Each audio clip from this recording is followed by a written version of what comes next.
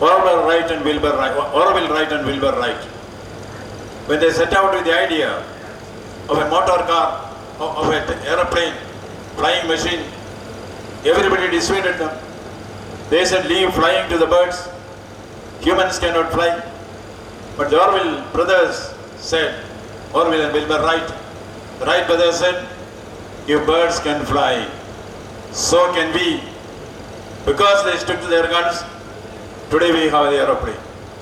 Similarly, Ford was asked, even by the great scientist Einstein, your idea of a motor car is a futile exercise.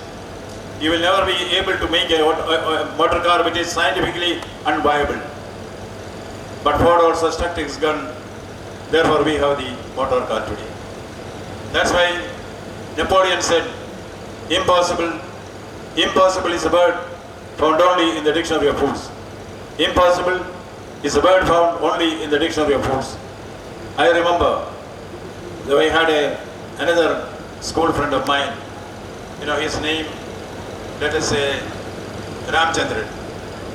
Ramcha was also a bright student. He did not get a job.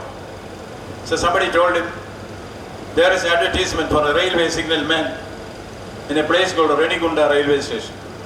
Why don't you apply? Ramcha had applied for many things. Appeared for many interviews, but somebody else was selected. Anyway, he applied for the job of a railway signal man. The first question by the pompous interview board, Mr. Ramchandran, you have applied for the post of a railway signal man. Yes, sir. 2 trains are speeding in the opposite direction on the same line. Imagine 2 trains speeding in the opposite direction on the same line. As a signal man, what will you do? Ramcha said, sir, I will stop both the trains using the automatic signal. Now the railway board, suppose the automatic signal is not activated, what will you do, Mr. Ramcha? Then he said, sir, I will use a manual signal and stop the train. Interview board, suppose the manual signal is damaged in the lightning the previous day, what will you do, Mr. Ramcha? Then Ramcha knew the interview is also traveling in opposite direction only, same line. He said, sir, then I will use the manual telephone and ask a level cross to stop one train. The interview board, suppose the manual telephone is engaged, what will you do, Mr. Ramcha? Then he said, sir, then I will call Chotu Ram. Chotu Ram? 2 trains are speeding in the opposite direction on the same line, and you are calling Chotu Ram. Who is Chotu Ram? Why call him?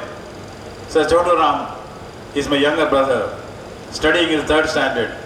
I am calling him because he has not seen a train collision earlier.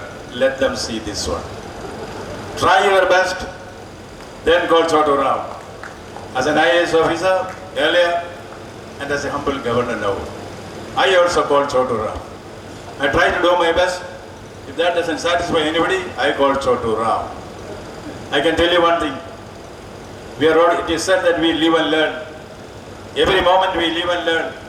Whether you become a Vice Chancellor or Chancellor or Professor or Dean, you will live and learn. There are many things in life. As a governor, I also had to live and learn. I can tell you an instance. In one of the Indian states, there was a rift between the governor and the chief minister. Not in Bengal, not in Bengal at all. Not in Bengal. Not in Bengal, not in Kerala, not in Tamil Nadu. In some other state, maybe in Timbuktu. See, there was a flood, sudden flood. The chief minister thought, I will go for an aerial survey. When the governor heard this, he said, if the chief minister is going for an aerial survey, I should also be going. That is chief secretary. If they are going, then I should be there because I am the chief secretary. I should coordinate matters. The DGP, I should certainly be there because law and order situation will be there. I should take care. So they all went to the helipad. Helicopter is there, but the pilot is missing. So they sent for the pilot.